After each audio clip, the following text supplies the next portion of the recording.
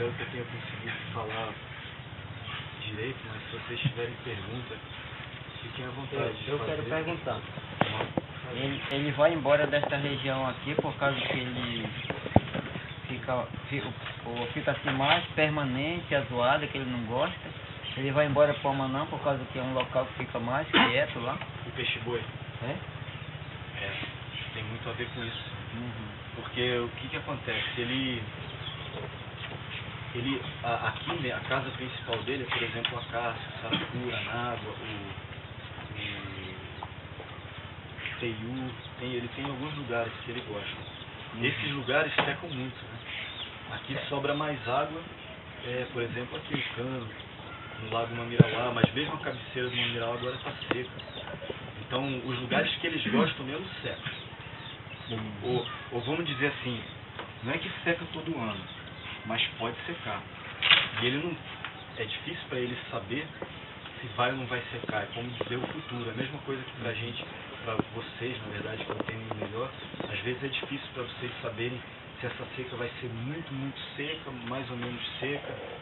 Então é difícil prever o futuro. Então para ele, se ele ficar aqui, imagina essa quantidade de jacaré que tem, a quantidade de pescador, de gente que vem para matar o jacaré, o pirarucu, ou o que seja, que poderia matar peixe-boi se quisesse. Eles não sabem, digamos que eles não sabem se tem manejo, se estão sendo protegidos. Eles querem defender a vida deles. O que eles pensam é, eu não vou ficar num lugar que é perigoso para mim. E lá no Amanã, não sei se o senhor já foi lá no Lago Amanã, é um lago imenso, né?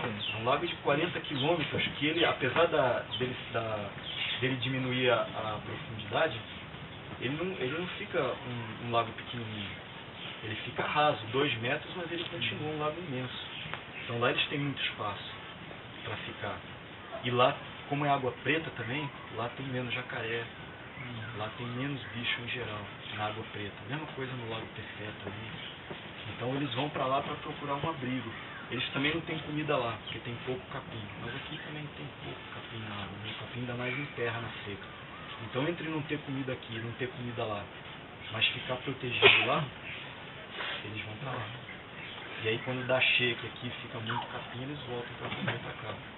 E a gente viu que eles fazem isso aqui, fazem no Lago Castanho, não sei se vocês conhecem o Lago Castanho, no Lago Piranha, ali pelo Paraná do Tambaqui. Então eles vão na várzea, quando enche a água, eles se espalham pelos lagos da várzea, que é onde dá muito capim. Quando a água seca, que tanto o Lago Piranha quanto o Castanho ficam igual as cabeceiras aqui, aí eles vão tudo concentram no Lago Amanã. Aí quando enche, eles vêm para a várzea. Quando seca, eles vão para o Lago Amanã. E a mesma coisa a gente acha, por que esse tipo de secar e encher acontece aqui, igual acontece ali perto de Coari, perto do Lago Badajoz e perto dessas outras regiões, a gente acha que eles fazem isso em todos esses lugares. Inclusive, não sei se vocês já ouviram o termo da ribação, que era uma coisa que era a época que mais matava um peixe-boi, né? Que é quando era a ribação deles, que é quando está vazando e eles passam nos canos para ir para os lagos desses aí de água preta. Então, na época da caça, por exemplo, no Paraná do Castanho matavam muito. Os peixe-boi passam num cano estreito e o pessoal arpoa mais fácil. Então eles se concentram. E a gente acha que se isso estiver acontecendo no Lago Badajoz, no Lago Coari, vai ser diferente daqui, porque aqui se mata pouco. Às vezes um outro mata para comer e tudo, mas isso não está acabando com o peixe-boi matar assim. Agora lá ninguém não tem reserva, ninguém sabe o que está acontecendo lá. Então lá pode ser mais séria a situação. Então, eu queria só perguntar como eu sei que comentar, mas eu queria assim, que aqui está seco, lá no Amanã está seco. Ele passa, de que ele está vivendo, comendo a alimentação dele, ele passa muito tempo? Ele passa muito tempo sem comer. O pessoal lá no Amanã, eles falam que tem peixe-boi que morre entupido na seca. Porque quando abre o bucho dele, é só barro. Ele come muito barro. Ele come barro. E acham que é porque não tem nada, ele fica tentando comer folha morta no barro, que é um pouquinho que ele pode, mas não é nada. E a gente vê que os bichos ficam... A gente vê quando captura para rastrear eles, né? E o pessoal lá que caçava, os antigos de lá, que tem bons caçadores, falavam que no final da seca o peixe-boi está mais magro. Eles ficam passando fome. Por isso que, por exemplo, no repiquete se mata muito peixe-boi. Porque ele fica muito tempo sem comer, e aí dá o capim na praia, Quando a água sobe, que alaga aquela beirada de capim, os bichos vêm tudo comer. Aí o pessoal matava, né? Fazia tudo isso, né? Eles passam fome. Aproveitam para... Só minha pergunta, você acha que assim, desde o início que foi assim, preservado o Amanã, a população de peixe-boi aumentou depois daquela pesca que teve? Eu não sei de quem era a pesca, eu não posso dizer se é do INPA ou era de outra Pesca de núcleo. peixe-boi? Tinha aquela pesca que houve anterior. Você está falando daquela lá para 84, do Robin Best, né? Isso. Houve aquela pesca, não houve? Houve. Aquela pesca. Houve. Aquela pesca... Aí depois, deixa eu lhe dizer uma coisa. Depois, os moradores que moravam lá disseram que afugentou um pouco. Era difícil de haver um peixe-boi, né? Mas depois, será que aumentou mais?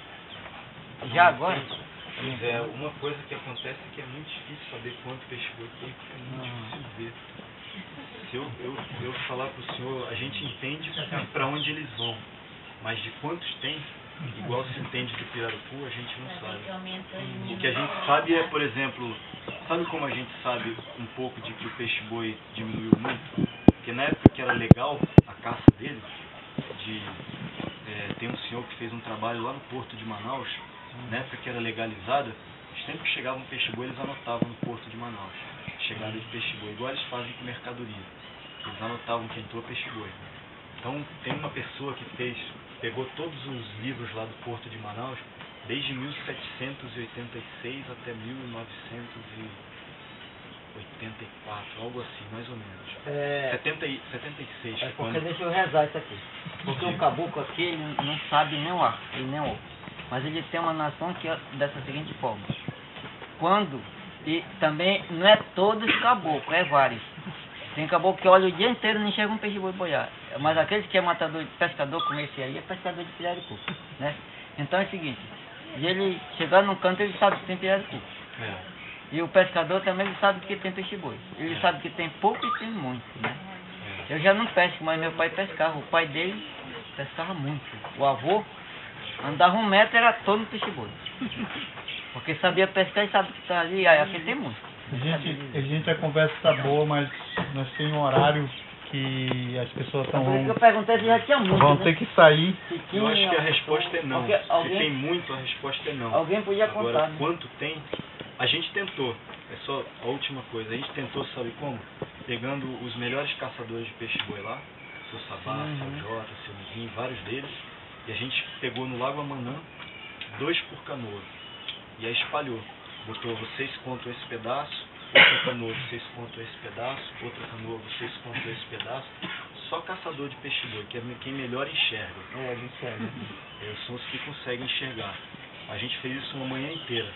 Todo mundo junto contou 27 peixe-boi. No Lago Amanã inteiro. Então dá bem. Ainda tem. Mas isso é muito, será? Quantos Tá. pirarucu vocês Só que contam o cara aqui? Para 40 quilômetros de lado, 20 e poucos peixe-boi.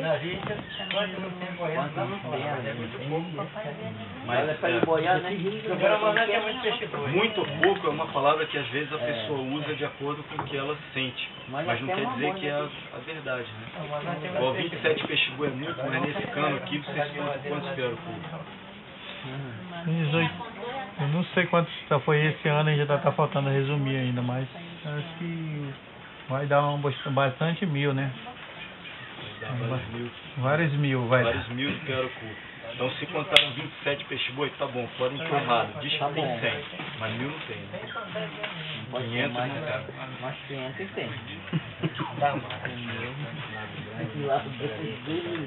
Então tá, gente. Eu sei que Obrigado. o rapaz, ele ainda precisava até saber mais detalhes sobre essa pesquisa dele, mas só que o horário também não tá ajudando não, né? O horário já tá muito... Já é 4h12 aqui, tem gente que vai viajar 45 minutos, com mais 30 vai chegar às 7 da noite. E o outro vão viajar 2 horas, quase 2 horas, vão chegar lá para as 10. Então tá. Nós agradecemos pelas informações que você passou para nós, e é uma das coisas que nos interessa muito. Nós estamos trabalhando com um programa, já iniciamos nosso trabalho com um programa de pesca de pirarucu nesse setor. A gente pretende sentar nesse próximo ano, nós já estamos fazendo a contagem de jacaré também nós fizemos, aqui dentro de todo